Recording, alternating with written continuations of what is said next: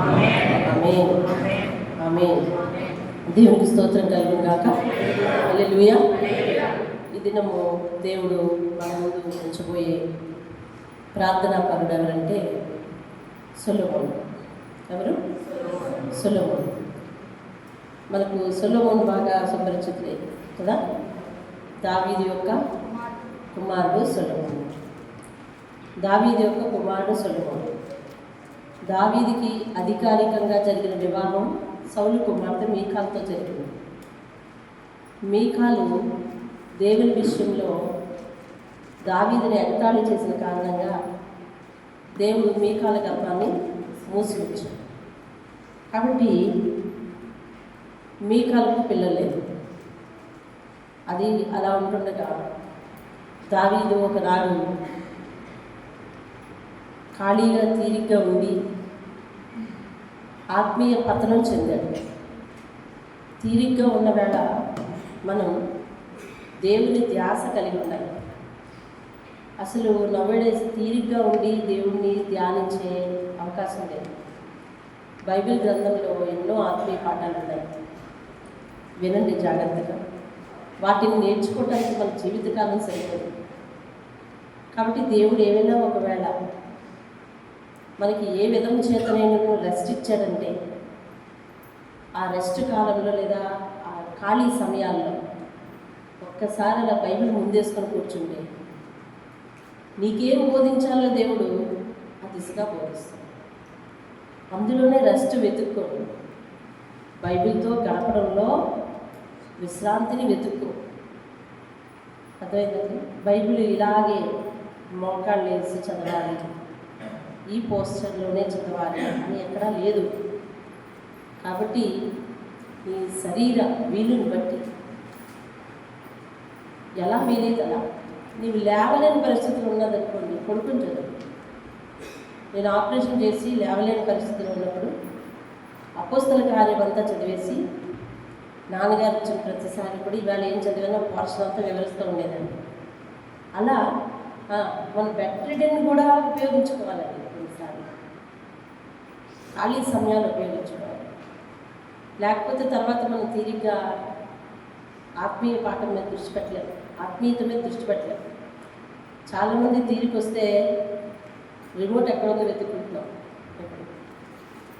అందరూ టీవీలు చూసి చెడిపోతున్నారని నేను అన్నాను.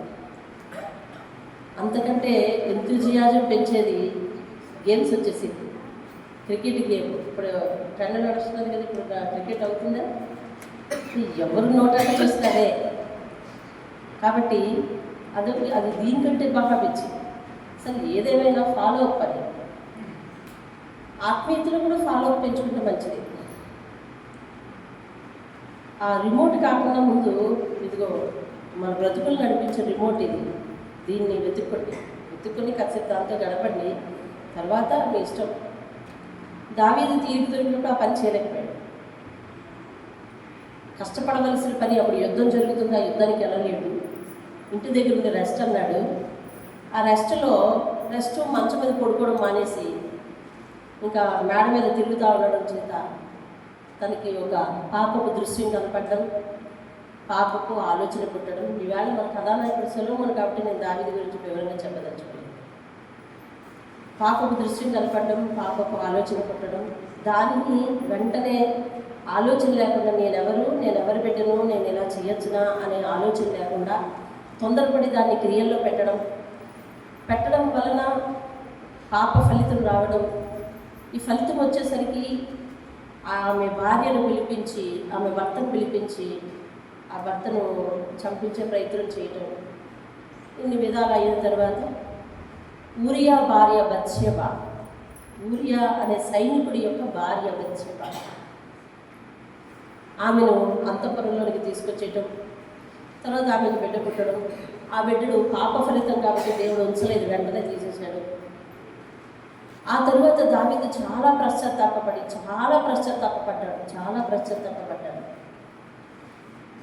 పశ్చాత్తాపడిన తర్వాత దేవుడు ఒక చక్కని ఆత్మీయ బిడ్డనిచ్చాడు. అతడే దావీదు బెత్షెబల కుమారుడు సొలొమోను. సొలొమోను మొదటి రాజుల గ్రంథంలో ఎంటర్ అవుతాడు. మనకి సొలొమోను యొక్క జీవిత విధానం కూడా 2 చోట్ల మనకు రాయబడి ఉంది. 2 చోట్ల రాయబడి ఉంది. మొదటి రాజుల గ్రంథంలో ఉంది. 1 నుంచి 11 అధ్యాయాల వరకు ఆయన కోసమే చదవచ్చు. అలాగే 2వ దినవృత్తాంతాలు 1 నుంచి 7 వరకు ఆయన కోసమే చదవచ్చు. మనం మొన్న చెప్పుకున్నట్టుగా రాజుల గ్రంథం చరిత్ర గ్రంథం. చరిత్రలో ఆయన ఒక గొప్ప రాజు, అందువలన చరిత్ర గ్రంథాల్లో అతని యొక్క హిస్టరీ అక్కడ ఉంది. దినవృత్తాంతాల గ్రంథం ఆత్మీయ దృష్టితో రాసిన గ్రంథం. అంటే ఒక రాజయ్యుండి కూడా దేవుని విషయంలో ఎంత ఆత్మీయతతో ఉన్నాడు అనే దృష్టితో దినవృత్తాంతాల గ్రంథంలో కూడా ఆయన గురించి రాశారు. 1 నుంచి 7 అధ్యాయాలు చదువుకోవచ్చు. సరే, మొదటి రాజుల గ్రంథంలోనే ఆయన ఒక వృత్తాంతాన్ని మనం చూద్దాం. మొదటి రాజుల గ్రంథం 1వ అధ్యాయం 39 వచనం. 1:39. యాజకుడైన సాదోకు గుడారములో నుండి తైలపు కొమ్మును తెచ్చి సొలొమోనుకు పట్టాభిషేకము చేసెను. అప్పుడు వారు బాకా బుదగా కూడిన జనులందరూ రాజైన సొలొమోను చెల్లించిగాక అని కేకలు వేశారు. మొదటి రాజుల గ్రంథం 1వ అధ్యాయం 39లో సొలొమోను ఇశ్రాయేలు రాజ్యానికి రాజు అయ్యాడు. ఇశ్రాయేలు రాజ్యానికి రాజు అయ్యాడు. తర్వాత ఈ 2వ అధ్యాయంలో అతనికి అప్పగింతలు ఉంటాయి. వాళ్ళ నాన్నగారు చెప్పారు, బాబు చాలా జాగ్రత్తగా దేవుని యందు భయభక్తులు కలిగి నడుచుకో, జాగ్రత్తగా ఉండు, నేను అందరిలాగే నేను కూడా చనిపోవాలి కాబట్టి చచ్చిపోతున్నాను. 2వ అధ్యాయం మొదట్లో ఉంటుంది అప్పగింతలన్నీ. 2వ అధ్యాయం 1వ వచనం నుంచి 4వ వచనం. మీరు ఏదైనా సూజైగా రాసుకుంటే 1వ వచనం నుంచి 4వ వచనం 2వ అధ్యాయం అప్పగింతలు. వాళ్ళ నాన్నగారు రాజ్య భారమే కానీ ఆత్మీయ స్థితిలో జాగ్రత్తలే కానీ అన్నీ చెప్పాడు. తర్వాత 3వ అధ్యాయానికి వచ్చాడు. 3వ అధ్యాయం మొదట్లో ఆయన చేసిన పని ఏమిటంటే, తరువాత సొలొమోను ఐగుప్తు రాజైన ఫరో కుమార్తెను పెళ్లి చేసుకుని అతనికి అల్లుడయ్యాడు. ఏ రాజ్యానికి రాజు అతడు? ఐగుప్తు రాజ్యానికి. రవి, ఏ రాజ్యానికి ఇతడు రాజు? ఇశ్రాయేలు రాజ్యానికి రాజు. సంబంధం ఎక్కడిది చూసావా? ఆఫీస్ చూసినావా? సంబంధం ఎక్కడిది? ఐగుప్తు దేశంది. ఐగుప్తు దేశానికి మనకి పెద్ద పెద్ద కాండాలే నడిచిపోయింది, అవునా? దేవుడు వద్దన్న ప్రాంతం అది. యాకోబు వినాలి ఒక మాట. యోసేపు ఐగుప్తులో ఉన్నాడని తెలిసి వాళ్ళ అన్నదమ్ములందరూ కూడా, నీ కుమారుడు బ్రతికే ఉన్నాడు, ఐగుప్తు మనల్ని వచ్చిమంటున్నాడు, అక్కడ ఆయన ప్రధానమంత్రి ఉన్నాడు కాబట్టి మనకి పోషణకు లోటు లేదు అని చెబితే, యాకోబు దేవుడు సెలవిస్తేనే కానీ ఐగుప్తు కదలలేదండి. దేవుడు సెలవిచ్చాడు, పర్లేదు నువ్వు వెళ్ళు, నీతో పాటు నేను వస్తాను, నేను మళ్ళీ తీసుకొస్తాను ఇక్కడికి అని చెబితేనే కానీ యాకోబు కదలలేదు. కానీ వీళ్ళు అలా కాదు, అతి సులువుగా సంబంధాలు ఏర్పాటు చేసుకుంటున్నారు. సొలొమోను చక్కగా సంబంధం ఏర్పాటు చేసుకుని అతనికి అల్లుడయ్యి, ఏమండి, తన నగరును యెహోవా మందిరమును యెరూషలేము చుట్టూ ప్రాకారమును కట్టించడం ముగించిన తర్వాత ఫరో కుమార్తెను దావీదు పురమునకు రప్పించి, తర్వాత 3వ వచనం, తన తండ్రి అయిన దావీదు నియమించిన కట్టడలను అనుసరించుచు సొలొమోను యెహోవా యందు ప్రేమ ఉంచెను కానీ, ఏమైంది? సొలొమోను యెహోవా యందు ప్రేమ ఉంచెను కానీ ఉన్నత స్థలములందు అతడు బలులను మాత్రం అర్పించుచూ వచ్చుచుండెను. అర్థమైందా? యెహోవాకు అప్పుడు మందిరం లేదు. మిగిలిన ప్రజలందరూ కూడా ఎత్తైన కొండల మీదకి వెళ్ళి బలిపీఠాలు కట్టి బలి అర్పిస్తున్నారు. ఇతను కూడా అలాగే దావీదు అలా చేయలేదు. దేవుని మందసం ఎక్కడుందో దాని ముందు బలి అర్పించడమే అతనికి తెలుసు. కానీ దావీదు నియమించిన కట్టడలు అయితే అనుసరించాడు, అన్నీ బాగానే ఉన్నాయి. కానీ ఇది సొలొమోను జీవితంలో చివరికి ముప్పు తెచ్చింది కూడా ఇదే. ఈ గానిలో కొంచెం ఉండిపోయింది తెలంగాణ, అదేంటండి, గానిలో ఉండిపోయింది. మన ఆత్మీయ స్థితిలో అయితే అలాంటి ఉండకూడదు. అంతా బాగానే ఉంది కానీ ఉండకూడదు, అది ఉండకూడదు. పూర్తి క్లారిటీ మనము దేవునికి ఇవ్వగలగాలి. ఇదిగో నేను ఇలాగే ఉన్నాను అని ఇవ్వగలగాలి. నిన్ను చూడండి, దేవుడు ఏం మాట్లాడాడు, నువ్వేంటో యథార్థంగా ఆయన కనిపించాడు. ఆ అబ్బాయి అన్ని విషయాల్లో బాగానే ఉంటాడు, ఆవిడ అన్ని విషయాల్లో బాగానే ఉంటుంది, కానీ అంటే ఏంటి కానీ తర్వాత అంటే దేవుడికి నచ్చదు ఏదో ఉందనుకుంటా. దేని గురించి మాట్లాడుతున్నాము? ఆత్మీయత గురించి. ఆయన వాక్యం పాటించడంలో అన్నింటిలోనూ జాగ్రత్తగా ఉంటాడు, అన్ని విషయాల్లో బాగానే ఉంటాడు, కానీ ఆ గాని అయితే ఏంటది? ఆ గాని అనేది మన జీవితంలో ఉండకుండా జాగ్రత్త పడాలని అన్నారు. ఆ గానియే సొలొమోనుకు చివరికి నాశనం తీసుకొచ్చింది. ఉన్నత స్థలముల మీద వెళ్ళి అందరిలాగే ఎదురు కూడా బల్లె ప్రజలు మొదలు. సరే, ఏదైతే నేను కానీ చూడండి 5వ వచనంలో, గిబియోనులో యెహోవా రాత్రి వేళ స్వప్నమందు సొలొమోనుకు ప్రత్యక్షమై. అంటే ఇతను చేసేది ఏంటంటే యెహోవా పేరట చేస్తున్నాడు, కానీ చేయకూడని ప్రాంతంలో చేస్తున్నాడు. అందుకని దావీదు మీద ఉన్న మక్కువతో దేవుడు సొలొమోనుకు దర్శనం ఇవ్వడం మొదలుపెట్టాడు, కేవలం దావీదు నిమిత్తమే.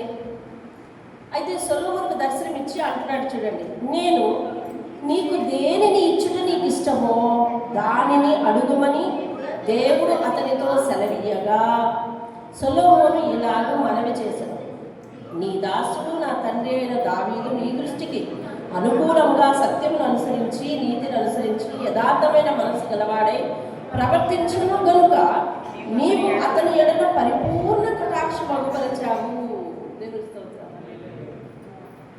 చక్కగా కొన్ని వాక్యాలండి గతించిపోయిన హిస్టరీని కూడా గుర్తు చేస్తాయి. దావీదుకి దేవుడు పరిపూర్ణ కటాక్షం ఎందుకు చూపించాడో అక్కడ కావాలని రాస్తున్నాడు. చూసాము, మనం సొలొమోను కోసం చదువుకుంటున్నాం, కానీ దావీదు కోసం మళ్ళీ గుర్తు చేస్తున్నాడు. ఇదిగో వీళ్ళ నాన్నగారు ఇట్లా ఉన్నాడు, దావీదు ఇట్లా ఉన్నాడు, పరిపూర్ణ కటాక్షం పొందినట్లుగా ఉన్నాడంట. అంటే అతని జీవితంలో గానీ లేవు. ఒకే ఒక్కసారి దట్ మిస్టేక్ ఏంటంటే ఆ రోజు పొరపాటున యుద్ధానికి వెళ్లకుండా తీరిక సమయాల్లో ఆత్మీయ పతనం జరిగిపోయింది తప్ప, దానికోసం దావీదు ఎన్నిసార్లు మొరపెట్టాడో, ఎంతగా పశ్చాత్తాపడ్డాడో. దేవుని ఎదుటికి వెళ్ళి, అయ్యా నువ్వు ఏ శిక్ష ఇచ్చినా నాకు ఓకే అని చెప్పితే దేవుడు అన్నాడు, నువ్వు ఎలాగైనా శిక్ష భరించాల్సిందే అని అంటే, 3 రకాల శిక్షలు నీ ముందు ఉంచుతున్నాను, నువ్వు శిక్ష భరించాలి అని అంటే, అప్పుడు ఆ సమయంలో 3 రకాల శిక్షల్లో ఏదైనా నీ చేతిలో పడుతూ భయంకరం కాబట్టి నువ్వు ఏ శిక్ష అయినా వేసినా నేను దానికి సరి సంపాదిస్తానని శిక్షను అనుభవించే తీరాడు దావీదు. దేవుని స్తోత్రం. అంటే ఇదిలా ఉండగా ఆ సొలొమోను చెప్తా ఉన్నాడు, చూడండి, గనుక నీవు అతని ఎడల పరిపూర్ణ కటాక్షం అగుపరిచి ఈ దినమున ఉన్నట్లుగా అతనికి సింహాసనం మీద అతని కుమారుని కూర్చుండబెట్టి అతని యందు మహాకృపను చూపి ఉన్నావు. 8వ వచనం, నీ దాసుడనైనా నేను నీవు కోరుకున్న జనుల మధ్య ఉన్నాను, వారు విస్తరించి ఉన్నందున వారిని లెక్కపెట్టుటయు వారి విశాల దేశంలో తనిఖీ చేయుటయు అసాధ్యం. ఇంత గొప్పదైన నీ జన్మలకు న్యాయం తీర్చగలవాడు ఎవడు? కాబట్టి నేను మంచి చెడ్డలు వివేచించి నీ జనులకు న్యాయం తీర్చినట్లు నీ దాసుడైన నాకు వివేకము గల హృదయం దయచేయము. సొలొమోను చేసిన ఈ మనవి ప్రభువునకు ఏమైందండి? ప్రభువునకు అనుకూలమైన కనుక దేవుడు అతనికి ఇలాగూ సెలవిచ్చాడు, దీర్ఘాయువునైనను ఐశ్వర్యమునైనను నీ శత్రువుల ప్రాణమునైనను అడుగక న్యాయములను గ్రహించుటకు వివేకము అనుగ్రహించమని నీవు అడిగినవి. నీవు ఇలాగూ అడిగినందున ఆ దేవుడు మాట్లాడిన మాటే కానీ సొలొమోను చేసిన ప్రార్థనే కానీ చాలా మీనింగ్ఫుల్ అండి. ఈరోజు మనం ముత్యము లాంటి మాట కోసం చూస్తున్నాము. ముత్యం లాంటి సంభాషణ వీళ్ళిద్దరు, ముత్యం లాంటి సంభాషణ. ఈయన అన్నాడు నీకేది ఇష్టమో కోరుకు అన్నాడు ఈయన. ఆయన అంటాడు ఈ జనం చాలామంది ఎక్కువ, వీళ్ళని గ్రహించడం నా వల్ల కాదు, వీళ్ళని ఏలటానికి నాకు జ్ఞానం దయచేయు అని ఈయన అంటాడు. ఆయన అంటాడు ఈయన మనమంటే ఆయన దృష్టికి అనుకూలమైందట. అనుకూలమయ్యి నువ్వు దీర్ఘాయువు అడగలేదు, ఐశ్వర్యం అడగలేదు, శత్రువుల ప్రాణం అడగలేదు. ఎందుకంటే 3 ఎసెన్షియల్ కదా మనిషికి. వద్దా దీర్ఘాయువు వద్దా? మీరు ఎవరికి ఆయుష్ వద్దు చెప్పండి? ఆయుష్ వద్దు ఎవరు చేయొద్దండి? నేను ఎత్తుతాను, నేను అస్సలు ఎత్తాను. దీర్ఘాయువు ఎవరికి వద్దు? నేను 10 కాలాల పాటు రాజే ఉండాలంటలా. నా శత్రువులు ఎప్పుడు కూడా నా మీద జయమందకుండా, నా మీద నేనే జయమందకుండా. ఇంత రాజ్యాన్ని పరిపాలించాలంటే, సుభిక్షంగా పరిపాలించాలంటే ఖజానాలో పూర్తిగా డబ్బు ఉండాలి అని అడగల. జ్ఞానం దయచేయి అని అడగాలి. ఎందుకు దేవుడు వారిరువురి మధ్య జరిగిన ఈ సంభాషణ గ్రంథస్థం చేయించాడు. మన ప్రార్థనలో క్లారిటీ ఉండాలి. దేవుని ఏమడుగుతుంది, మన మినిమం నీడే అడగాలి తప్ప మ్యాక్సిమం రేంజ్ అడగకూడదండి. మీకు అర్థమయ్యేటట్టు చెప్తాను. మీ మినిమం నీడ్ అడగాలి. అంటే ఇప్పుడు కనీస అవసరం ఏంటి అది అడగాలి. మన మ్యాక్సిమం రేంజ్ చాలా, నా మ్యాక్సిమం రేంజ్ చెప్పనా, ఇంకా నేను రిటైర్ అయ్యే వరకు ఆరోగ్యంగా ఉండాలి, రిటైర్మెంట్ ఫంక్షన్ చాలా బాగా జరగాలి, మా పిల్లల్ని చూడాలి, ఇది మ్యాక్సిమం రేంజ్. అది కాదు కావాల్సింది. మినిమం ఏంటి తెలిసిన? ఇప్పుడు నాకు మినిమం ఏంటి? అయ్యా, ఈ 40 రోజులు నువ్వు ఆత్మీయంగా మాట్లాడు, ఈ 40 రోజులు ప్రార్థనలో ఉండడానికి శక్తిని, ఈ 40 రోజులు ఏ విధమైన ఆరోగ్యాలు ఆటంకం లేకుండా ఇంట్లో మనశ్శాంతిగా ఉండేటట్టు, ఇది నా మినిమం. ఇది వదిలేసి దేవుడు ఎలాగ కనిపించాడు, మళ్ళీ వస్తాడో రాడో, మళ్ళీ దర్శనంలో కనిపిస్తాడో కనిపించడో అని చెప్పి మనం మ్యాక్సిమం రేంజ్లు కలగదు. అర్థమవుతుందండి? ఎప్పుడు కూడా మనం మినిమం నీటి దగ్గర ఉండాలి. అదే దేవుడు నాకు నేర్పించాడు. అదిగో మన చర్చిలో కూడా బోర్డు రాసి ఉంచాడు, సర్వసమృద్ధి ఆయన పాదాల దగ్గర ఉంది. ఆయన ఎప్పుడు కావాల్సి అప్పుడు ఇస్తాడండి. ఏది కావాల్సి అది ఇస్తాడు, సమయానికి కావాల్సింది ఇస్తాడు. అతని దగ్గర అన్నీ ఉన్నాయి, రెడీగా ఉన్నాయి. ఏది ఎప్పుడో కావాలో అప్పుడే తీసుకోవచ్చు. మనం ముందుగా తీసుకొని నిలవ పెట్టుకోవాలి అవసరం లేదు. సర్వసమృద్ధిగా ఆయన పాదాల దగ్గర మనం ఉంటే చాలు. సర్వసమృద్ధి వచ్చి మన దగ్గర క్యూ కడుతుందండి. దేవుని స్తోత్రం. హల్లెలూయా. ఇది దేవుడు నాకు చెప్పింది కాదు, అనుభవపూర్వకంగా నేను నేర్చుకుంది కూడా. సర్వ సమృద్ధిగా ఆయన పాదాల దగ్గర మనం ఉండాలండి. ఆ ఉండడమే నేర్చుకోవాలి. ఉన్నప్పుడు ఆ పాదాల దగ్గరికి వెళ్ళినప్పుడు ఆ సమయం ఏమిటో, అప్పుడు నీకేం కావాలో ఆ మినిమం నీడే దేవుని దగ్గర పెట్టాలండి. మనం ఆ మినిమం నీడే పెట్టాలి దేవుని దగ్గర. మ్యాక్సిమం నీడ్స్ ఆయన అలాగే చేస్తాడు. దేవుని స్తోత్రం కలుగుతుంది. మనకి భవిష్యత్తు గురించి భయాలు ఉంటాయండి. భవిష్యత్తు గురించి భయాలు ఉంటాయి. అంటే ఏంటి? మన పిల్లల మ్యారేజ్ల కోసం, మన పిల్లల వివాహాల కోసం, వీటికి దేవుడు ముందుగానే అడగమని చెప్పాడు కాబట్టి ముందుగానే అడగాలి. అంతేగాని వాటి విషయం అత్యాశలు మనం కోరకూడదు. దేవా బాగున్నట్టు చూడమంటే ఆయన బాగున్నట్టు చూస్తాడు. అంటే మనం అడిగే విధానంలో క్లారిటీ కావాలి. ఇప్పుడు సొలొమోను ఎందుకు నచ్చాడంట? నా దృష్టికి అనుకూలమైంది, యెహోవా దృష్టికి అనుకూలమైందని రాసింది. అంటే అనుకూలమైన ప్రార్థనలు చేయాలి. గంటల తరబడి కూర్చుని ఆయనకి ఇష్టం లేని వల్లి వేసే మాటలు, అనేక మాటలు వల్లి వేసే కంటే మౌనం ఉంటే ఆయన ఆత్మతో నింపుతాడు. నువ్వు గంట ప్రార్థన చేయాలనుకున్నావు, గంట ఏం చేయాలనుకున్నావు, ఎవరెవరి గురించి చేయాలనుకున్నావు చెయ్యి. అందుకని విస్తృతమైన మాటలు, ఇదిగో నేను అలా వెళ్ళాను, ఇలా వచ్చాను. చాలామంది ప్రార్థన మొత్తం ఉదయం నుంచి సాయంత్రం వరకు జరిగింది ఏంటో అంతా చెప్పేస్తారు. అవన్నీ దేవుడికి తెలుసు. కాదు, ఏది మినిమం నీడు అది చెప్పండి. ఏది ఆయనతో మాట్లాడు. ఎలా తెలుసా? ఆయన ఎదుటికి వచ్చినప్పుడు నువ్వు ఎలా కనిపిస్తున్నావు ఒకసారి చూసుకొని ప్రభా, నీ ఎదుటి నేను నిలబడ్డాను కదా, నీకు నా మనసు నచ్చిందా, నా మనసులో ఆయాస్కరమైన మార్గాలు చూడు, అయా పరిశుద్ధుడు నువ్వు, నీ ఎదుటి నేను ఇలా నిలబడ్డాను, నీ ఎదుటికి వచ్చానయ్యా, నీ పాదాల దగ్గరికి వచ్చానయ్యా అని అంటే చాలు. లోపలికి ఎలాగెళ్ళాలో ప్రార్థనలోకి దేవుడే నేర్పిస్తాడు. లోపలికి ప్రార్థనకి ఎలాగెళ్ళాలో దేవుడే నేర్పిస్తాడు. అంతేగాని నువ్వు నా నాయన రేపు పని ఆ పని ఉంది, నిన్న పని ఈ పని ఉంది అని బయట తిరుగుతున్నావు అనుకో, అసలు మందిరంలోకి రాలేదు అభ్యాసం. బయట తిరుగుతున్నావు అనుకో, మన తలంపులు బయట తిరుగుతుంటే దేవునితో అటాచ్ అవ్వలేము. కన్నీటి ప్రార్థన రాదు.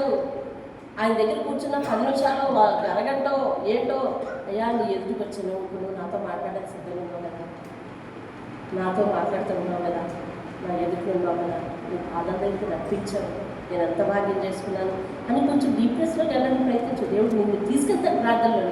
అప్పుడు వ్యక్తిగతంగా మాట్లాడతాడు ఆయనతో. అంతే. దేవుని స్తోత్రం. సొలొమోను ప్రార్థన ఎవరి దృష్టికి అనుకూలమైందండి? అనుకూలమైతే ఆయన ఏం వరం ఇచ్చేసాడో ఆ వరం చదివేద్దాం చూడండి. 11వ వచనం, 12వ వచనం. నీవు ఇలాగూ అడిగినందున చదివండి.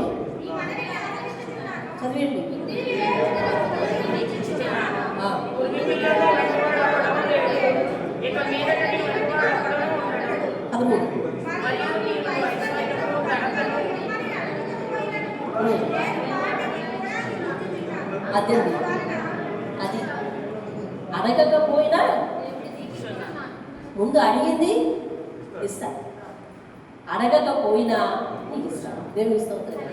అదండి దేవుడు ఇచ్చే బోనస్. ఆయన పిలిచి ఇవ్వాలి మనకి, పిలిచి ఇవ్వాలి. అర్థమవుతుంది? పిలిచి ఇవ్వాలి. మేము నెలగా పాస్టర్ మీటింగ్ పెట్టాం. అందులో మేమేం పంచినా ఒకే ఒక ఆవిడ ఉంది. ఆవిడ మంచి నీరు వస్తుంది, ఆ కలర్ నాకు నచ్చింది, ఈ కలర్ నాకు నచ్చింది అని చెప్పి పాపం ఆవిడ దగ్గరికి వెళ్ళేసరికి ఆ ఎంపిక రాలేదనుకోండి, వెంటనే చెప్పు తెలియచి నాకు అది కావాలి. నేను కాసేపు నిర్గాంతపోయేలాగా ఉంది. మనల్ని మనం చాలా శాంతిపరచుకోవాల్సిన అవసరం ఉంటుంది. సరే, నాకు ఒక చంటి పిల్లలా కనిపించి సరే అదే తీసుకు కానీ ఒక ఆమె ఉంటుందండి, కూర్చుని చోట నుంచి కాదు ఏది తీసుకొచ్చి ఉడికిస్తే అంతే. అర్థమైందండి. ఇప్పుడు ఎవరికి కోరుని ఇవ్వాలనిపిస్తుంది మీరు చెప్పండి. ఇది ఈయన అంటున్నాడు, అసలు నేనేమో నా అంతటి దేవుడిని నేను కనిపించి నీకు ఏం కావాలని అడిగితే అసలు నీ కోరికేంటి, కాబట్టి నువ్వు ఏదైనా అడగలేదు అది కూడా ఇచ్చేస్తా తీసుకో అంటాడు. దేవుని స్తోత్రం కాదు. అది దేవుడు పిలిచి ఇవ్వాలి, దాచిపెట్టి ఇవ్వాలి. ఆయన దాచిపెడతాడా దాచిపెట్టడా మీరు చెప్పండి. మీకున్న వాక్యానుభవం దాచిపెడతాడా వాక్యం ఉన్నలాగా ఆయన ఎందుకు భయభక్తులు గలవారి కొరకు ఆయన దాచి ఉంచిన మేలు. ఏం దాచి ఉంచాడో అందులో చదివితే బాగుంటుంది.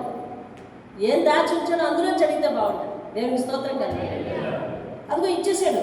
ఇచ్చేసిన తర్వాత 14వ వచనం చదవండి. మరియు నీ తండ్రి అయిన దావీదు మార్గంలో నడిచి నా కట్టడలను నేను నియమించిన ధర్మమంతటిని గైకొనున్నట్లు నీవు నడిచి వాటిని గైకొనిన ఎడల నిన్ను దీర్ఘాయుష్మంతులుగా చేసేదను.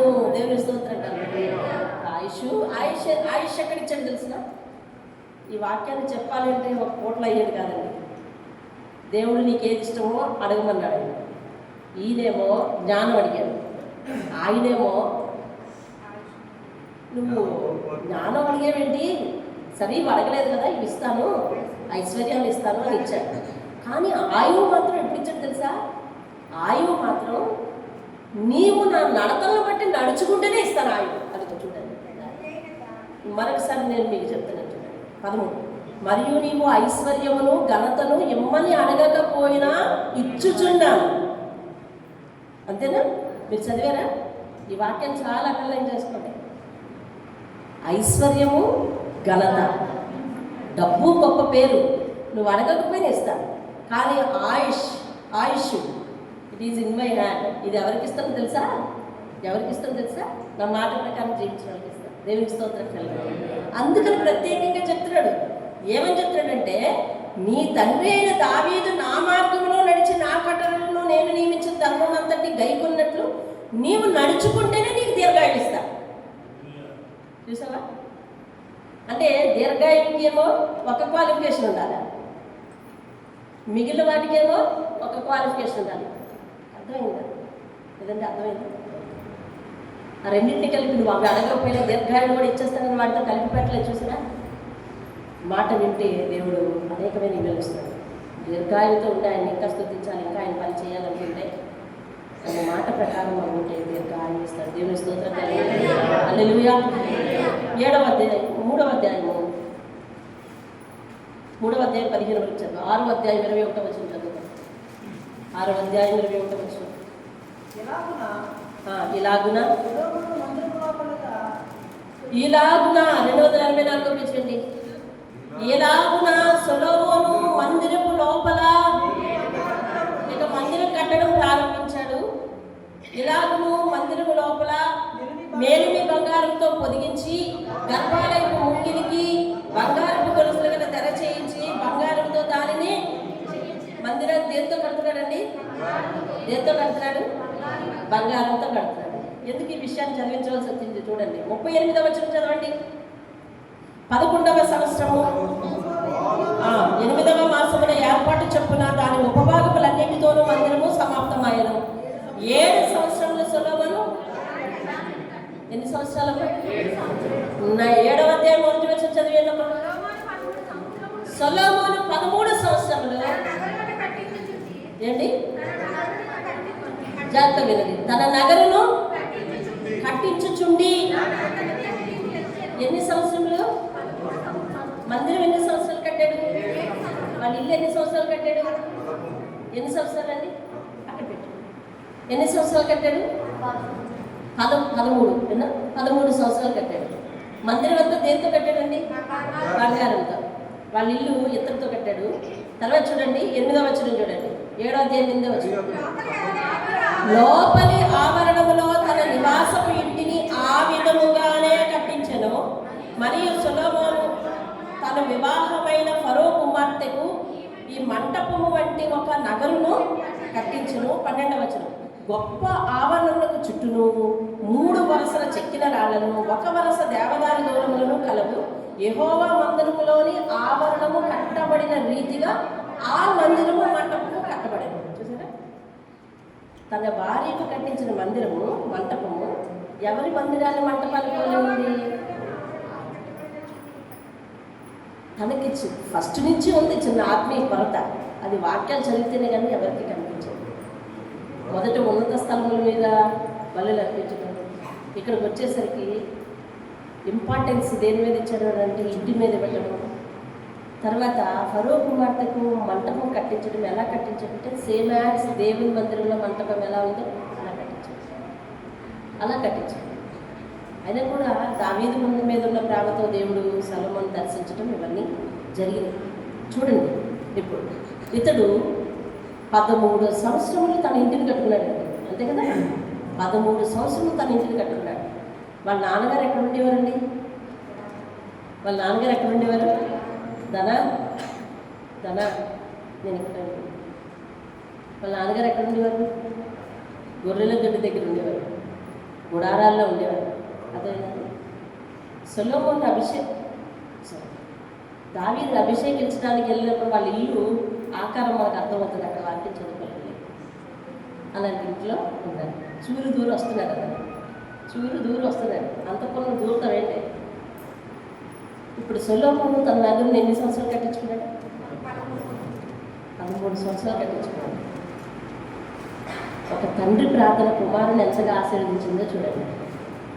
ఒక తండ్రి ప్రార్థన కుమారుని ఎంతగా ఆశీర్వదించిందో చూడండి. ఇవాళ తల్లిదండ్రులుగా మనకి ప్రార్థన చేసే అవకాశాలు తక్కువగా ఉన్నాయని అనుకుంటాం. మనం చెయ్యం.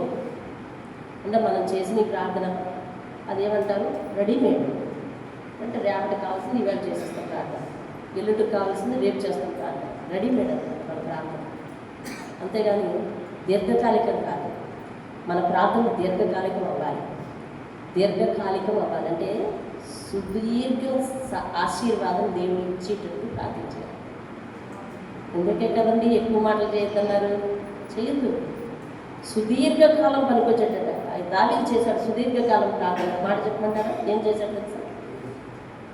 నాయనా, నీవు దేవుడు కాబట్టి, నీ మాట సత్యం కాబట్టి, నీ సన్నిధిలో నిత్యము నా కుటుంబం ఉండాలయ్యా అని చేశాడు. ఇది దీర్ఘకాలిక ప్రార్థన. దీర్ఘకాలిక ప్రార్థన చేయాలి. దీర్ఘకాలికంగా శాశ్వతంగా ఆశీర్వాదం తెచ్చే ప్రార్థన చేయాలి. ఇతని స్థానం ఏమిటి? కుమారుడికి దేవుడిచ్చిన స్థానం ఏమిటి చూసారండి? మన పిల్లలు అద్భుతంగా ఆశీర్వదింపబడాలి అని అంటే ఒక తల్లి ప్రార్థన.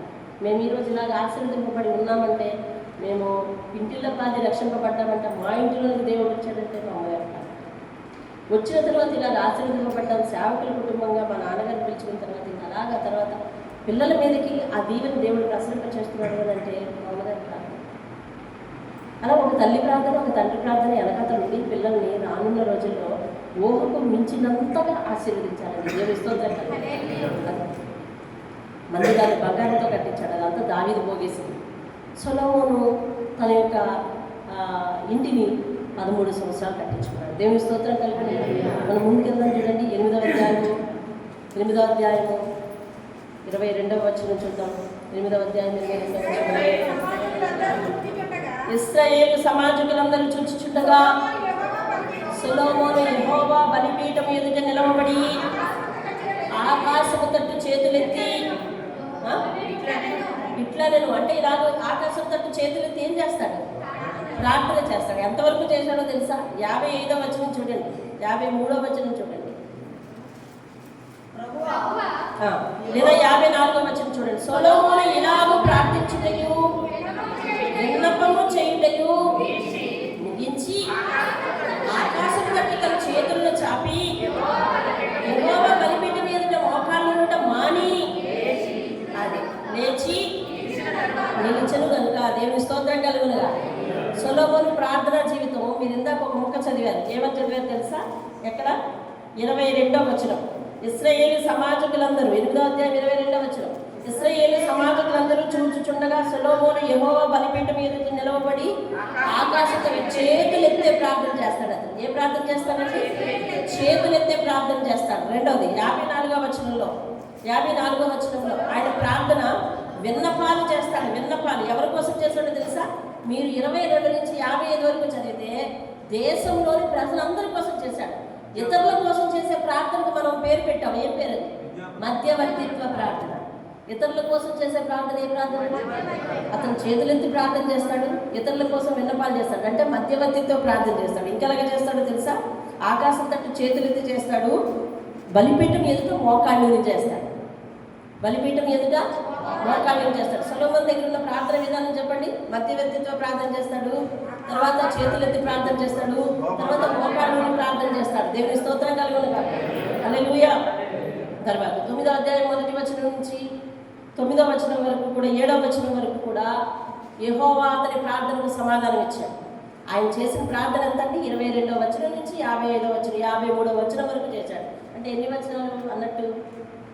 31 వచనాలు అంతేనా? అన్ని వచనాలు ప్రార్థన చేశాడు. యెహోవా సెలవిచ్చాడు, యెహోవా జవాబిచ్చాడు. చూడండి ఎలా జవాబిచ్చాడు. 3వ వచనం 9:3వ వచనం, నా సముఖమందు నీవు చేసిన ప్రార్థన విన్నపములను నేను అంగీకరించి తిని. దేవుని స్తోత్రం కలుగుతున్నాడు. అంగీకరించనంటున్నాడా? అంగీకరించలేదు అంటున్నాడా? 7వ వచనంలో ఒక మాట చెప్పాడు. 7వ వచనంలో ఒక మాట చెప్పాడు, నేను ఇశ్రాయేలులకు ఇచ్చిన ఈ దేశంలో ఎవరిని ఉండనీయక 6వ వచనాన్ని నేను చదువుతున్నాను. అయితే మీరే కానీ మీ కుమారులే కానీ ఏ మాత్రమైనను నన్ను వెంబడించటం మాని నేను ఇచ్చిన ఆజ్ఞలను కట్టడలను అనుసరింపక ఇతరమైన దేవతలను కొలిచి పూజించిన ఎడలా ఏం చేస్తాడు? నేను ఇశ్రాయేలీయులకు ఇచ్చిన ఈ దేశంలో వారిని ఉండనివ్వక నిర్మూలము చేసి నా నామమునకు నేను పరిశుద్ధపరిచిన ఈ మందిరమును నా సముఖములో నుండి. బాబు చాలా కష్టపడి మందిరం కట్టావు, కానీ మీలో ఎవరైనా కానీ విగ్రహారాధన మీకు తొలగిపోతే కనుక నేను నా మందిరాన్ని ఉండను, మిమ్మల్ని ఉండవు. అంటే దేవుడు కట్టినా కూడా కాదు, దేవుడు కట్టినప్పుడు కాదు. ఆయనకు నచ్చనిది ఏమిటంటే విగ్రహారాధన. ఏ విగ్రహారాధన? బాహ్యంగా మనం అనుకున్నది కాదు. సొలొమోనుకి ఎందుకు ఇంత వార్నింగ్ ఇవ్వాల్సి వచ్చింది? సొలొమోనులో ఏదో ఛాయ నడుస్తూ ఉంది కదా, ఇందాక మనం చూసాం కదా, ఏదో ఛాయ నడుస్తూ ఉంది. అంటే అతని మనసంతా పరిపూర్ణంగానే ఉంది, కానీ అన్న దగ్గర ఏదో ఉండిపోయింది. అదైతే తొలగించకపోగా ఫరో కుమార్తెను తీసుకొచ్చి పెళ్లి చేసుకోవడం కాక తన మీద ప్రేమతో, దేవుని మీద ప్రేమతో కట్టించిన మందిరంలోనే ఆనవాళ్ళు రూపం ఎలాగుందో సేమ్ యాజ్ చేసి కట్టించాడు. అంటే ఇప్పుడు దేవుని మీద ప్రేమ ఇచ్చుకుంటూ భార్య మీద ప్రేమ అయిపోయింది కదా. మన దేవునికి ఏ స్థలం ఇవ్వాలంటే హృదయంలో ఉన్నత స్థలం. మనం వెళ్ళి ఉన్నత స్థలాల్లో ఎతకక్కర్లేదు దేవుణ్ణి, మన హృదయంలో ఉన్నత స్థలం ఇవ్వాలి. టాప్ ప్రయారిటీ అంటారు దాన్ని. మీకు ఇలా చెప్తారు కదా, అత్యధిక ప్రాముఖ్యత ఇవ్వాలి దేవునికి. మన జీవితంలో దేవునికి అత్యధిక ప్రాముఖ్యత ఇవ్వకుండా మీరు ఎన్ని ప్రయత్నాలు చేసినా ఆ ప్రయత్నంలో ఈ చివరి నుంచి ఏదో ఒకటి విడిచికొట్టడానికి కారణమవుతుంది. కాబట్టి మనం చాలా జాగ్రత్తగా దేవుని ఎదుట నడుచుకోవాలి. మన జీవితంలో అన్నీ బాగున్నాయి కానీ అనే స్థితి ఉండకూడదు. అంటే ఏదో ఒక కుంటి భక్తి ఉండకూడదు. అవయవాలు బాగున్నాయి కానీ కాలేజీలో సొట్ట అంటే అతడు పరిపూర్ణంగా ఆరోగ్యవంతుగా వైకల్యం ఉంది, అలా కాదు. కానీ అనకూడదు. దేవుని ఎదుట యథార్థంగా ఉండాలి. అదే నిన్ను దేవుడు మాట్లాడింది. నిన్ను చూస్తే దేవుని పూర్తిగా అర్థం కావాలి. అంతేగాని దాచిపెట్టే సంగతులు ఉండకూడదు. దాదాపు బాగానే మారాడు కానీ అంటే ఇంకేదో ఉండిపోతే కనుక అది మనం తినేస్తుంది చివరికి. దేవుడికి టాప్ ప్రయారిటీ ఇవ్వాలన్న సంగతి నీకు తెలీదా? ఆ నాన్నగారు ఎక్కడ ఉండొచ్చారు? అసలు ఎవరితో ఉండొచ్చాడు ఈయన? అతను అంతఃపురం, రాజు అంతఃపురం ఎలా ఉండేది? వాళ్ళ నాన్నగారు కూడా అంతఃపురంలోనే పెంచాడు కదా ఇన్ని. ఆ అంతఃపురం ఎలా ఉండేది? దావీదు నగరం దావీదు 7 సంవత్సరాలు కట్టించాడు, మందిరంలో 7 సంవత్సరాలు కట్టించాడు. మరొక 6 సంవత్సరాల్లోనో 5 సంవత్సరాల్లోనో 7 సంవత్సరాలు అయిపోదా ఇల్లు? కానీ చాలా ఇంట్రెస్ట్ తీసుకుని 13 సంవత్సరాల జీవితకాలం దానికి వెచ్చించి అందులో దేవుని మందిరంలో ఉన్నట్టుగా మంటపాలన్నీ కూడా యాజ్ ఇట్ ఈజ్ దింపాడగా. అది ఎవరికి? మనిషికి. అది ఎవరికంటే ఒక మనిషికి. ఇవే సొలొమోను ఆత్మీయ స్థితిలో, ఉన్నత స్థితిలో ఉన్న నాయకుడిగా, రాజుగా కనిపిస్తున్నాడే కానీ ఈ చివరిలో ఉన్న ఈ పక్క నుంచి వస్తున్న ఏమిటంటారని దాన్ని ఆ బూజు ఏదైతే ఉందో అదే చివరికి అతను ముంచేశాడు. ఈ అవిధేయత, ఇది ఎవరికి అవిధేయతగా కనిపించట్లేదు. నగరం 13 సంవత్సరాలు కట్టడం ఇప్పుడు ఏంటి? డబ్బు ఉంది కట్టుకుంటాడు, అది కాదు. దేవుని మందిరానికి దేవునికి ఎంత సమయం ఇస్తున్నావు, నీకు ఎంత సమయం ఇస్తున్నావు. అసలు దేవుని మందిరంలో ఉన్న ఆనవాళ్ళు చెప్పడం నీకు ఉండడం ఏంటి? అది కూడా ఒక భార్యకు ప్రత్యేకించి మంటపం కట్టడం ఏంటి? కట్టుకోకూడదు అంటే అది కాదు, దేవునితో ఈక్వల్ చేస్తున్నాడు అన్న విషయాన్ని దేవుడు స్పందింపజేశాడు. దేవునితో సమానం ఏది చేయకూడదు. అదవుతుంది. భార్య అప్పుడప్పుడు అంటది, నువ్వు నిజంగా నా విషయంలో దేవుడు. అలాగే భర్త కూడా అంటారు, నువ్వు నిజంగా నా విషయంలో దేవత. అయితే మనం లావైపోవడానికి వీలేదు. దేవుని స్థానంలో అసలు ఉంచకూడదు ఏ మనిషిని కూడా. అది అసలు ఎవరితో కూడా పోల్చడానికి వీల్లేదు. దేవుడు ఆయన is superior of all above, అన్నిటి మీద పైన సార్వభౌమ అధికారం కలిగిన చక్రవర్తి. దేవునికి స్తోత్రం కలగాలి. కాబట్టి ఆ విషయంలో జాగ్రత్తగా ఉండాలి. మనం దేవునికే మహిమనాలి. ఎప్పుడు కూడా మన జీవితంలో ఏది జరిగినా దేవుడే చేశాడని అనాలి. మన జీవితంలో ఏది ఇచ్చినా దేవుడే ఇచ్చాడు నాకు అనాలి. మీ పిల్లలకు కూడా అదే నేర్పాలి. దేవుడు మనకిచ్చాడని నేర్పాలి.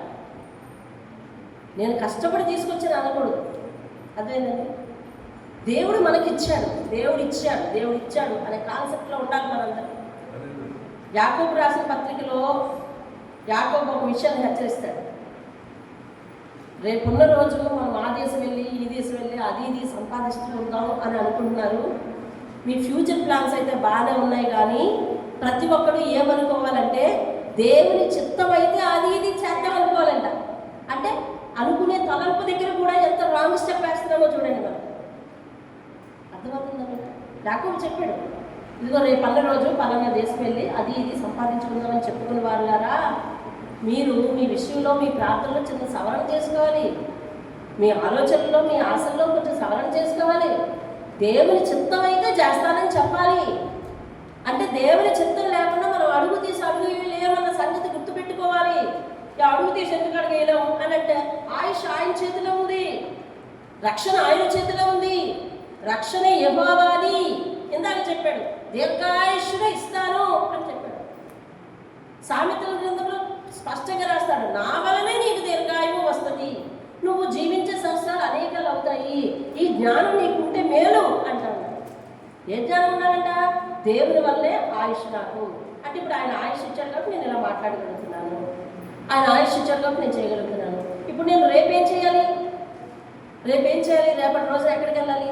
ఇదిగో రేపు 4వ తారీఖు విజయనగరం వెళ్ళాలి, అక్కడ ప్రార్థన అని చెప్పారు కదా, వెళ్ళాలి. అయితే ఏం చేయాలి? దేవుని చిత్తం అయితే వెళ్తాను. దేవుని చిత్తం లేకపోతే మంచాన్ని కట్టి పెట్టుకుంటాం, ఇంకా చిత్తం లేకపోతే వెళ్తాం ఆయన దగ్గరికి. భూమి మీద చిత్తం లేకపోతే ఇంక ఇక్కడ చిత్తం లేకపోతే అక్కడ చిత్తం కదా, అక్కడికి వెళ్తాం. కాబట్టి దేవుని చిత్తం అయితే అది ఇది చేద్దామని అనుకోవాలి అని చెప్పి గట్టిగా వాదన చేశాడు యాకోబు. ఇక్కడ అట్లా లేదు, మన ఇష్టానికి మనం చోటించుకుంటున్నాం. కాబట్టి సొలొమోను జీవితంలో అదే కనిపించింది. తన ఇష్టానికి ఓటేసుకున్న సందర్భాలే కనిపించాయి. ఏ మనిషి అయినా తన ఇష్ట ప్రకారం నడుచుకుంటుంటే కనుక ఏ మనిషి అయినా తన ఇష్ట ప్రకారం నడుచుకుంటుంటే కనుక దేవునికి ప్రయారిటీ ఇవ్వాలంటుంది. దేవునికి ప్రయారిటీ ఇవ్వని ఏ ప్రయత్నమైనా అందరూ మనం విఫలమవుతాం. మన పరుగు కాసుకో అని చెప్పి నా పరుగు కాసుకో నేను పరిగెట్టేస్తున్నాను, ఇంక విషయంలో నేను ప్రార్థన చేయించుకున్నా అందరికీ తెలిసిపోద్ది అని అనుకుని నీ సొంత ప్రయత్నం చేసే వరకు చతికిలు పడి కూర్చోవలసి వస్తుంది. ఆ కూర్చున్న చోట నుంచి కొన్ని రోజులు లెగలేని పరిస్థితి వస్తుంది. కాబట్టి దేవుడు చెప్తున్నాడు, ఇదిగో నా మార్గలను అనుసరించి నడుచుకుంటే నువ్వు అడుగు పెట్టిన చోటల్లా నేను మొన్న ఎవరు హిజ్కియా కదా, హిజ్కియా ఏం చేశాడంటే యెహోవా యందు విశ్వాసం ఉంచాడంట, ఆయన హత్తుకున్నాడంట, ఆయన ఆచరణలో ఆయన కార్యాలలో దేన్ని వెనకదీయలేదంట, ఆయన ఆచరణలన్నింటినీ కూడా బాగా పాటించాడంట.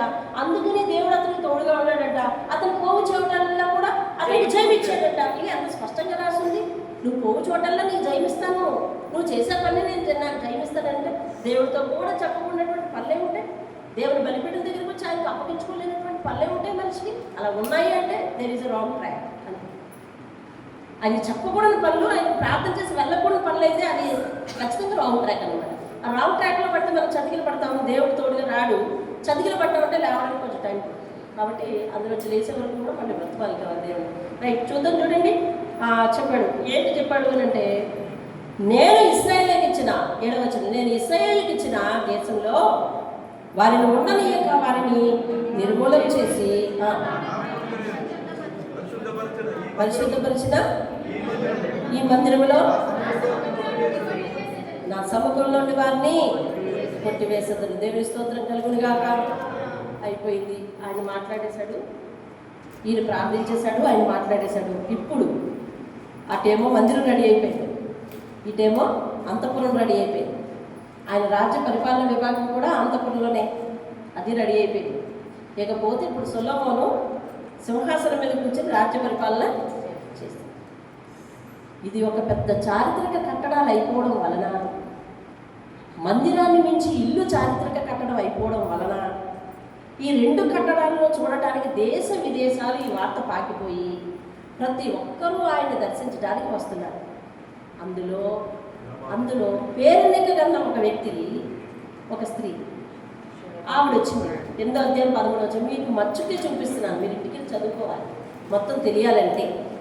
లేకపోతే అంత ఓపిక మాకు ఎక్కడదేనంటే ఇంక జీవితంలో బైబిల్ చదవలేదు, ఇది ఇప్పుడే చదవాలి. విన్నది నువ్వు చదివేది కోయిన్సైడ్ అవుతుంది. అప్పుడు చదవండి 13వ వచనం. సొలొమోను తన ప్రభావములకు తగినట్టు శాబదేశపు రాణికి ఇచ్చినది పోగా, ఆమె కోరిన ప్రకారము, ఆమె ఇచ్ఛాపూర్తిగా, కోరిన ప్రకారము, ఆమె ఇచ్ఛాపూర్తిగా అంటే ఇష్టపూర్వకంగా అని అర్థం. ఇచ్ఛాపూర్తిగా ఆమెకు ఇచ్చాను. అప్పుడు ఆమెయు ఆమె సేవకులను తమ దేశములకు తిరిగి వెళ్ళింది. 21వ వచనం చదువుతారేంటి ఒకసారి? అదే, మరియు రాజైన సొలొమోను పానపాత్రలు 10వ వచనం అమ్మ, 10వ వచనం, 10వ అధ్యాయం 13 అండి. అడ్రస్ తప్పు చెప్పానా? ఏం చెప్పాను? 8 అన్నారా? సరే సారీ. 10వ అధ్యాయము 13వ వచనం. సొలొమోను తన ప్రభావములకు తగినట్టు శాబదేశపు రాణికి ఇచ్చిన పోగా, ఆమె కోరిన ప్రకారం, ఆమె ఇచ్ఛాపూర్వకముగా ఆమెకి ఇచ్చెను. కోరిన ప్రకారం ఏమిచ్చాడు, ఇచ్ఛాపూర్తిగా ఏమిచ్చాడు, అసలు ఏమిచ్చి పంపించాడు, ఎంతసేపు మాట్లాడాడు, అసలు ఆవిడ చూడటానికి వస్తే ఆమె అడిగిన వల్ల ఇచ్చి పంపించడానికి గల కారణాలు ఏంటి? ఏదైనా కానీ ఆమెను మాత్రం చాలా కానుకలతో పంపాడు. ఇక్కడ చూడండి 21వ వచనంలో ఆయన శోభ ఎలా పెరిగిపోయిందో చూడండి. మరియు రాజైన సొలొమోను పానపాత్రలు బంగారముపై, అది తాగే గ్లాసు కూడా ఏంటంటే, తాగే గ్లాసు కూడా ఏంటి? బంగారం. ఇంకెక్కడైనా పేదరికం అనేది ఆనవాళ్ళు కనిపిస్తుందండి? ఎక్కడైనా లోటు అనేది ఆనవాళ్ళు కనిపిస్తుంది? ఎక్కడైనా లేదు. సర్వ సమృద్ధి వచ్చేసింది. ఇక అదిగో ఆ అధ్యాయంలో చేసిన ప్రార్థనే, మళ్ళీ ప్రార్థన లేదు. దర్శనంలో దేవుడు కనిపించి మాట్లాడాడు. రాజు అయిన తర్వాత ఆయన చేసిన ప్రార్థన అది ఇంకంతే. అయితే ఒక్క ప్రార్థన పరుడు ఎందుకు అయ్యాడంటే ఇతరుల కొరకు ప్రార్థన చేస్తాడు. ప్రార్థనలో వ్యామోహం లేదు, ఏది మినిమం లేడో అది అడుగుతాడు. దేవునికి ఇష్టమైనట్టు ప్రార్థన చేయగలడు. ఎంతో ఆడంబరాలు ఉన్నాయి కానీ అసలు ఆడంబరాలు దేవుణ్ణి అడగడు. అందువలన గొప్ప ప్రార్థన పరుడయ్యాడు అని మీరు అనేసుకోవడమేనా అంటే, మరి దినవృత్తాంతాల గ్రంథంలో ఆయన ఎందుకు చేసినట్టు? ఒక ఆత్మీయమైన రాజు అన్నారు. దేవుని స్తోత్రం. దేవునికి నచ్చిన పరిపాలన విధానం చేసిన, దేవునికి నచ్చిన ఆత్మీయ విధానం కలిగిన రాజుగా కొన్నాళ్ళు ఉన్నాడు. ఆయన కాలాన్ని స్వర్ణయుగం అని కూడా అంటారు చాలామంది. బంగారంలా పరిపాలించాడు అనమాట. పరిపాలనకు డోకాలేదు, ఏమండి, ఆడంబరానికి డోకాలేదు, ధనానికి డోకాలేదు. ఎందుకంటే దేవుడు ఇచ్చాడు కదా, ఐశ్వర్యం ఇస్తాను అనేసి ఇచ్చాడు కదా. ఇంకా అక్కడి నుంచి నేను ప్రార్థన తగ్గిపోయిందండి. అయితే మనం ప్రార్థనా పనుల గురించి చెప్పుకుంటున్నప్పుడు ఈయన ప్రార్థనా పనులను ఉంచితే బాగుంటుంది కదా.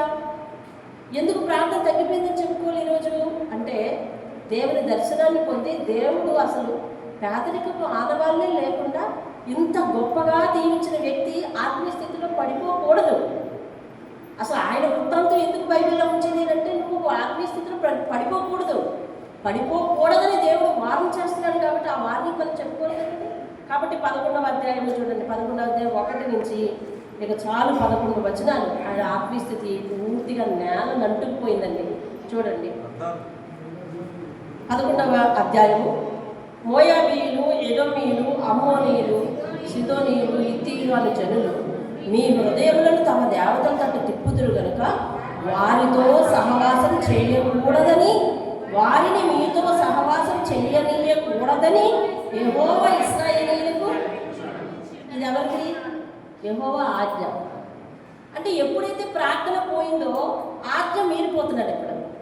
అందుకని 2వ వచనం చూడండి, కామాతులతో గలవాడై, అయితే అక్కడ చదవాలి, అయితే రాజైన సొలొమోను ఫరో కుమార్తెను గాక, అంటే ఆవిడ తేవడమే తప్పు. అసలు ఫరో కుమార్తెను వివాహం చేసుకోవడమే తప్పు. ఫరో కుమార్తెను గాక ఆ జనులలో ఇంకా అనేక మంది పరస్త్రీలను, ఏ జనులలో? పైన చెప్పిన జనుల్లోనే కావచ్చు, ఐగుప్తులోనే కావచ్చు, అనేక మందిని మోహించి కామాతులతో గలవాడే వారిని ఉంచుకుని వచ్చారు. అతనికి 700 మంది రాజకుమార్తెలైన భార్యలను, 300 మంది ఉపపత్తులను ఉండేవి. రాజకుమార్తెలు అర్థమైందండి పదం. ఇతను ఒక గొప్ప రాజు, చరిత్రలో పేరెన్నిక గల రాజు. ఇతనితో రాజులందరికీ ఫ్రెండ్షిప్ కుదిరింది. అర్థమైందండి. ఆయన ఎవరితో స్నేహం చేస్తున్నాడు చూసాం ఇప్పుడు? ఆయా దేశపు రాజులందరితో చేస్తున్నాడు, కానీ ఆత్మీయులతో చేయట్లా. ఆత్మీయులతో చేస్తే బాగుండు బండి. అతను రాజు కాబట్టి రాజులందరితో చేస్తున్నాడు. రాజకుమార్తెలను పాప వాళ్ళు కూడా ఇంకా నీ వంటి స్వాభాతి సాయమైన రాజు లేడు కాబట్టి మా కుమార్తెను పెళ్లి చేసుకో, మా కుమార్తెను పెళ్లి చేసుకోవచ్చు. అదిగోండి, రాజకుమార్తెలైన భార్యలు, భార్యలంటే అధికారికంగా వివాహం చేసుకున్న వారు. ఏమండి, 300 మంది ఉపపత్తులు కలిగి ఉంటారు. అతని భార్యలు అతని హృదయమును వివేసిరి. సొలొమోను వృద్ధులైపోయినప్పుడు అతని భార్యలు అతని హృదయం ఇతర దేవతలను తట్టు తిప్పగా, అతని అతని తండ్రి అయిన దావీదు హృదయం వలె అతని హృదయం దేవుడైన యెహోవా యొక్క యథార్థము కాక పోయెను. 7వ వచనం, సొలొమోను కెమేషు అను మోయాబీల హేమైన దేవతలను, మొలెకు అను అమ్మోనీయుల హేమైన దేవతలను యెరూషలేము ఎదుటినున్న కొండల మీద బలిపీఠం కట్టించాను. దీనికి ఆపోజిట్గా అక్కడ పార్టీ పెట్టాడు. ఇక్కడ యెరూషలేము మందిరం ఇక్కడ కట్టించాడు, దీని ఎదురుకుంటా ఉన్న కొండల మీద. యెరూషలేము 7 కొండల మధ్య ఉందంట. అది వీటిని ఎదురుకుండా కొండల మీద దేవతలకు బలిపీఠాలు కట్టించాడు. ఎందుకు కట్టించాడు అలాగా? తమ దేవతలకు ధూపం వేయచు బలులు అర్పించుచుండిన పరస్త్రీలైన తన భార్యల నిమిత్తం. ఇంకో గుణం ఉంది. ఏం గుణం చెప్పండి? భార్య కోసం ప్రత్యేకంగా చేయాలి. ఏదైనా మంచి భర్త అనుకుంటున్నారేమో, భార్య కోసం ఏదైనా చేయాలి, ప్రత్యేకంగా చేయాలి. ఏం చేయాలి? యెహోవా మందిరంలో ఉన్న మంటపం లాంటిదే కట్టాలి. నేను ఎందుకు చెప్పాను ఎందుకంటే, ఒక్క అవిధేయత నిన్ను చివరి వరకు వెంటనే కొట్టేస్తుందండి. అసలు దేవునికి నువ్వు ఫస్ట్ ప్రయారిటీ ఇచ్చి, దేవుని లాగా దేవునితో సమానం మనం కాదు అని ఎప్పుడైతే ఉంటామో, దేవునికి లోబడి ఉంటామో, ఈయనకి దేవుని దగ్గర లోబడి ఆ విషయంలో తక్కువైపోయింది. భార్యకు మంటపం కట్టించాలి, ఎట్లా కట్టించాడు? ఇప్పుడు భార్యలకు బలిపీఠాలు కట్టించాడు, ఎట్లా కట్టించాడు తెలుసా? ఆయన దేవుడైన యెహోవా మందిరానికి ఆపోజిట్లో పెట్టాడు. పెట్టి వాళ్ళ కోసం, వాళ్ళు బలులు అర్పించుకుంటారని చెప్పి వాళ్ళ కోసం ఎత్తైన స్థలంలో కట్టించాడు, బలిపీఠాలు కట్టించాడు. కట్టించి ఏం చేస్తున్నాడు? ఈయన కూడా పట్టుకొని వెళ్ళాల్సిందే వెళ్తున్నాడు. ఆ రీతిగా అయిపోయిన తర్వాత మరి దేవుడు మాట్లాడాడా? మాట్లాడలేదు. అలాంటి ఘోరమైన పాటతో మాట్లాడతాడంటారా దేవుడు? మీ ఒపీనియన్ ఏంటి? మాట్లాడతాడా? మాట్లాడతాడు. అదిగోండి 9వ వచనం, ఇశ్రాయేలీయుల దేవుడైన యెహోవా అతనికి 2 మార్లు ప్రత్యక్షమై నీవు ఇతర దేవతలను వెంబడింపవలనని అతనికి ఆజ్ఞాపించినను చాలు చాలు. ఇంకా తన తర్వాత ఏం చేశాడు, ఏమైపోయాడు అన్నది చరిత్ర చెప్తుంది, బైబిల్లో ఉంది. ఈరోజు అతను ఆత్మీయ జీవితమే కాకుండా ఆత్మీయ పతనం వచ్చింది కూడా దేవుడు మనతో మాట్లాడాడు. ఒక గొప్ప ప్రార్థనాపరుడు ఎందుకు నేను చెప్పాల్సి వచ్చింది, ప్రార్థనాపరుని కోసం మాట్లాడుకుని అతని యొక్క ప్రార్థన లక్షణాలు చెప్పేసి ఊరుకోవాలి కదా. అయితే దేవుడు నన్ను ఇలాగెందుకు ప్రేరేపించాడు, ఒక గొప్ప ప్రార్థనాపరుడు ప్రార్థన చేయడం మానేస్తే ప్రార్థన విహీనుడైపోతాడంతే. గొప్ప ప్రార్థనాపరుడే కానీ ప్రార్థన చేయటం మానితే పాపం చేయటం మొదలవుతుంది. మనతో దేవుడు ఇటీవల మాట్లాడాడు, ప్రార్థన చేసేవాడు పాపం ఎన్నటికీ చేయడు. రోజు ప్రార్థన చేసేవాడు దేవునికి దూరంగా ఉండడు. రోజు ప్రార్థన చేసేవాడు దేవునికి దూరంగా ఉండడు. దేవునికి దూరంగా ఉన్నవాడు ప్రార్థన చేయకుండా ఉండలేడు, ప్రార్థన చేయడు. దేవునికి దూరంగా ఉన్నవాడు ప్రార్థన చేయడు. దేవునికి దగ్గరగా ఉన్నవాడు ప్రార్థన చేయకుండా ఉండలేడు. దేవునికి దగ్గరగా ఉన్నవాడు పాపం చేయడు. పాపం చేయడానికి అది మనసు రాదు. పాపం చేసేవాడు ప్రార్థన చేయలేడు. ప్రార్థన చేసేవాడు దేవునికి దగ్గరగా ఉండాలని చూసుకుంటాడు, పాపం చేయలేడు. కాబట్టి ఈ త్రికోణంలో మనం జాగ్రత్తగా చూసుకుంటాం. దేవుడు, పాపము, ప్రార్థన. ప్రార్థనతో దేవుని సన్నిధికి రావాలి, పాపాన్ని దూరంగా పెట్టాలి. పాపంతో నడుస్తుంటే కనుక ప్రార్థన దూరంగా వెళ్ళిపోతే తర్వాత దేవుడు దూరంగా వెళ్ళిపోతాడు. అర్థమవుతుందండి. ఈ ట్రయాంగిల్ కోసం మనం చాలా జాగ్రత్తగా, ఈ 3 కోణాల కోసం జాగ్రత్త చూసుకోవాలి. దాన్ని బ్యాలెన్స్ చేయలేకపోయాడు సొలొమోను. మనుషుల మీద ప్రేమ ఉండొచ్చు కానీ మనుషులు దేవుడు సమానం కాదు. కాబట్టి ఇతని జీవితంలో విడిచిపెట్టింది అది. దేవుడే దర్శించి ఏకంగా మాట్లాడిన అతడు, సుదీర్ఘంగా చేతులెత్తి ఇతరుల కొరకు మధ్యవర్తిగా ప్రార్థన చేయగలిగిన అతడు ఇంతగా పడిపోయాడండి. అంటే ఏ ఇతరుల కోసం ప్రార్థన చేశాడో ఆ ఇతరుల కోసం పనిచేస్తూ పడిపోయాడు. ఆ ఇతరులు తన సొంత అవసరాలకు ఉపయోగించుకున్నాడు, పొగడ్తలకు పడిపోయాడు. కాబట్టి మగవారే కానీ ఆడవారే కానీ, మగవారు ఆడవారితోనూ ఆడవారు మగవారితోనూ విస్తృతమైన సంభాషణలు దిగకూడదు. ఆ విస్తృతమైన సంభాషణ కూడా అవసరం. అందులో అవసరత ఎంత అర్థమవుతుందంటే అందులో అవసరత ఎంత, ఆ అవసరత ఏం అవసరత దానిని బట్టి ఆధారపడి ఉంటుంది. అది కుటుంబానికి సహాయపడే సమస్య అయితే అవతల వారితో సంప్రదించి ఇందులో ఏం చేద్దామన్నా ఏం చేద్దాం చెల్లె లేకపోతే ఏం చేద్దామన్నా. ఇదే సొలొమోను బుద్ధి తెచ్చుకొని, నాకు ఈ బుద్ధి లేక నేను పడిపోయాను బాబు, అన్నలు అక్కలు తమ్ముళ్ళు చెల్లెలు అందరూ వినండి, మీరు ఎవరితో మాట్లాడినా జ్ఞానంతో అక్కవని ఏమండి చెల్లివని మాట్లాడండి అని చెప్పాడు. అంటే నేను ఆ పని చేయలేకపోయాను, చేయలేక ఎవరు వచ్చి నన్ను పొగుడుతూ ఉంటే ఇంకా వారు నాకు సమానం అనుకున్నాను. కాబట్టి నేను చాలా పాపంలో పడిపోయాను. నేను చేసిన అబురద వంటి పాపం మీరు చేయొద్దు. మీరు ఎవరితో మాట్లాడినా జ్ఞానంతో అక్క ముందుగానే మెలుపుకొని అక్క అని కానీ చెల్లి అని కానీ మాట్లాడు. అంటే అదే పురుషుడితో చెప్పడా, అంటే ఆయన పురుషుడు కాబట్టి పురుషుడితో చెప్పి సాధారణంగా దేవుడు మాటలన్నీ కూడా పురుషులతో మాట్లాడినట్టు ఉంటాయి. అంత మాత్రం చేత స్త్రీలకు మాటలు లేవని కాదు. కాబట్టి అవన్నీ కూడా స్త్రీలు పాటించాలి. స్త్రీలు కూడా జాగ్రత్తగా ఏం చేయాలంటే అన్న కానీ అక్క కానీ అన్నారు. నన్ను చెల్లి అని పిలిచే వాళ్ళకి ఆయన వేరే అవుతాడు, నన్ను అక్క అని పిలిచే వాళ్ళకి ఆయన వేరే అవుతాడు. ఇది బయట బంధం. కానీ సంఘంలో యేసుక్రీస్తు రక్తం చేత మనం కడగబడినప్పుడు నేను అమ్మ అయితే ఆయన ఏమవ్వాలి, నానవ్వాలి. నేను అక్క అయితే ఆయన ఈక్వల్ రేషియో వేయకూడదు, అన్న అవ్వాలి అంతే. అక్క అన్న, చెల్లి అన్న, లేకపోతే చెల్లి అన్న, ఇంతే రిలేషన్స్ వెళ్ళాలి. అంతేగాని నన్నయ్య పిలుస్తున్నామని వాళ్ళ ఆవిడ గారితో సరసలాడడానికి వీళ్ళేది ఆడవాళ్ళు, ఆవిడ చెల్లెని పిలుస్తున్నామని వాళ్ళ ఆయన గారితో సరసలాడడానికి వీళ్ళేది మగవాళ్ళు. ఆ ప్రవృత్తి మానుకోవాలి. సొలొమోను అక్కడ చిన్న మాటలతో జస్ట్ పడిపోయాడు అంతే. కాబట్టి రిలేషన్ మెయింటైన్ చేసేటప్పుడు చాలా జాగ్రత్తగా మెయింటైన్ చేయాలి. సంభాషణ చేసేటప్పుడు చాలా జాగ్రత్తగా ఉండాలి. ఈరోజు మనం ఎవరి కోసం ప్రార్థన చేస్తున్నామంటే గొప్ప ప్రార్థనా పరులుగా మనందరం ఉండాలి. కానీ ఆత్మీయులుగా ఉంటూ స్త్రీల పాపంలో పురుషులు పడకూడదు, పురుషుల పాపంలో స్త్రీలు పడకూడదు. అది వారి కోసం ప్రార్థన చేస్తారు. అలా పడిన వాళ్ళు ఎంతోమంది ఆత్మీయ పద్ధతి. ఇందులో సేవకులు కూడా ఉన్నారు. ఎంతోమంది సేవకులు కూడా ఇది పట్టుకుని వదలలేదు. ఎందుకంటే ఈ రకమైన పాపం ఎంతోమంది మహానుభావుల్ని, ఎంతోమంది హెడ్స్ని, ఎంతోమంది యజమానుల్ని, ఎంతోమంది అధికారుల్ని ఎవరిని పట్టుకొని వదలలేదు ఈ పాపం. కాబట్టి ఇది దేవునికి చాలా హేయమైన క్రియ. కాబట్టి ఆత్మీయులుగా పిలిపించుకుని ప్రార్థన చేద్దామని అనుకుని మనం ఇలాంటివి చేయడానికి వీల్లేదు. ఇది మనకు చాలా ప్రమాదకరమైన సంగతి.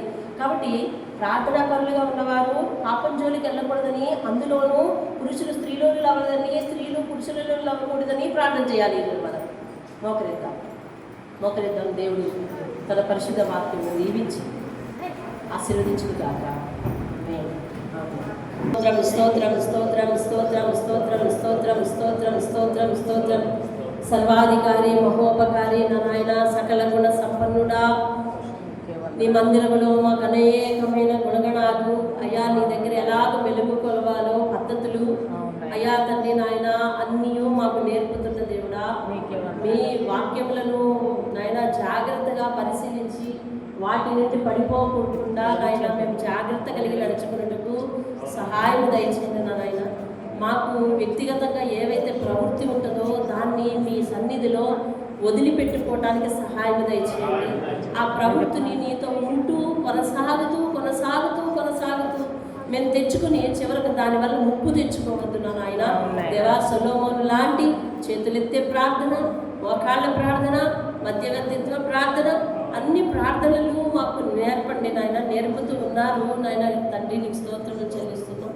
ఆయన వల్లే అయ్యా తండ్రి క్షమించమని అంగీకరించమని చేసే ప్రార్థన కూడా మాకు నేర్పండి అయ్యా. ప్రజలందరినీ క్షమించయ్యా, ప్రజలందరినీ అంగీకరించయ్యా, రాజ్యం అందరినీ క్షమించు, రాజ్యం అందరినీ అంగీకరించు, ఒకవేళ పాపం చేసిన వైపు తిరిగితే వారిని క్షమించు అని రకరకాల ప్రార్థనలు ఆయన చేశారు. ప్రతి సమస్యను మీ పాదం దగ్గర పెట్టాడయ్యా. అయ్యా 22వ వచనం నుంచి 55వ 53వ వచనం వరకు అన్ని అవసరతలు కూడా ఈ సన్నిధిలో ఉండి ప్రార్థించిన గొప్ప ప్రార్థనలు ఆయన. ఇదప్పటికీ బాబు నీకు స్తోత్రాలు చెల్లిస్తున్నాం. నీతో సమానంగా భాగస్వామిని ప్రేమించడం, నీతో సమానంగా ధర్మఫలాలను ప్రేమించడం లాంటివి అయ్యా తండ్రి నాయన తండ్రి నాయన అయ్యా సొంతంగా విగ్రహాలు పెట్టుకుంటే కనుక ప్రభు అయ్యా తండ్రి నీకు సార్వభౌమాధికారమైన నీకు అన్ని ఇచ్చిన నీకు వినయం చూపించడానికి సహాయం చేయండి. వినయం చూపించి విధేయత చూపించి నీకు ప్రాముఖ్యత ఇచ్చే సంగతి మాకు నేర్పండి దేవాలయ స్తోత్రాలు చెల్లిస్తున్నాం. అయ్యా దేని నుంచి దూరంగా పాల్పడడానికి సెలవించాను. అట్టి సంగతుల విషయమై మేము ఏ విషయంలో బాధపడుతున్నాం నీ కొరకు ప్రత్యేకింపబడి బ్రతికే బ్రతుకు మాకు ఇటువంటి దేవాలయ స్తోత్రాలు. ఆయన ప్రార్థనలు ఎంతో తగ్గించుకుని అయ్యా నాకు జ్ఞానం లేదు, జ్ఞానం ఇవ్వని చక్కగా అడిగాడు. ఆ జ్ఞానంతో ప్రభు తండ్రి నాయన నీవు అతని దగ్గర జ్ఞానం ఇచ్చున్నావు. ఆ జ్ఞానంతో అతడు ఎలా వెలుగుకోవాలో తెలుసుకోలేకపోయాడు, పొగడ్తలకు పడిపోయాడు. అయ్యా తండ్రి తన ఆపోజిట్ జెండర్ ఎప్పుడైతే తను పొగిడిందో అయ్యా తండ్రి నాయన పొగడ్తల్లో పడిపోయాడు. అయ్యా రాజులు ఎప్పుడైతే పొగిడారో వారి పొగడ్తల్లో పడిపోయాడు. అయ్యా తండ్రి నాయన అయ్యా తండ్రి పొగడ్తలతో విస్తృతమైన సంభాషణలలో మేము పాపంలో పడిపోకుండా నాయన ప్రార్థిస్తున్నాం తండ్రి. అయ్యా విలాపుడు అంటా ఉన్నాడు, అధికమైన మాటల్లో దోషం ఉండక మానదు అని చెప్తా ఉన్నాం బాబు. అయ్యా తండ్రి మేము దోషము కలవికి మాట్లాడుతున్నాం, దోషముతో మాట్లాడుతున్నాం, దోషాన్ని ఎత్తిపెట్టి మాట్లాడుతున్నప్పటికీ కూడా నీ భయము మాకు కలగడం లేదు. భయం కలిగించిన నాయన ప్రతి ఒక్కరి మాట తీరు మార్చిన నాయన.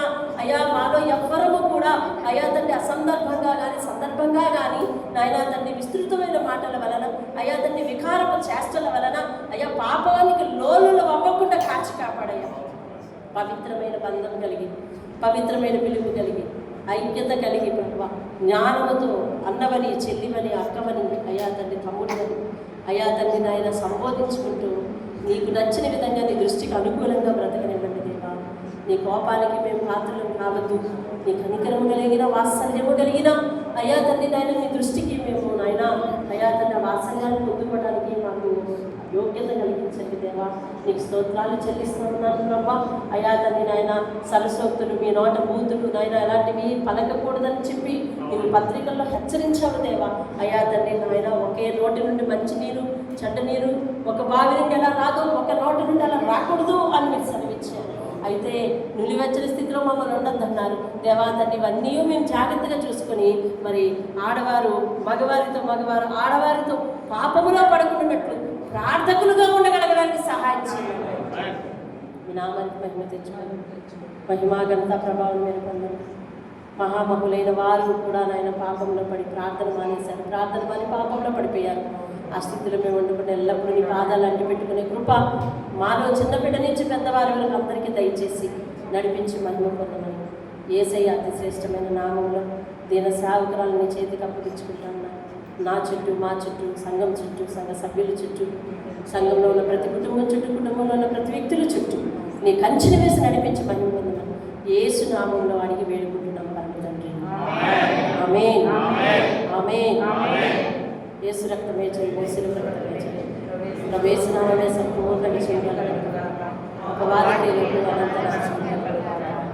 ఆమేన్, ఆమేన్. తండ్రి అయిన దేవుని ప్రేమ, కుమారుడైన యేసుక్రీస్తు వారి యొక్క కృప, పరిశుద్ధాత్మ యొక్క అన్యోన్య సహవాసం సదా మనందరికీ తోడై నడిపించును గాక. ఆమేన్, ఆమేన్. అందరికీ దేవుని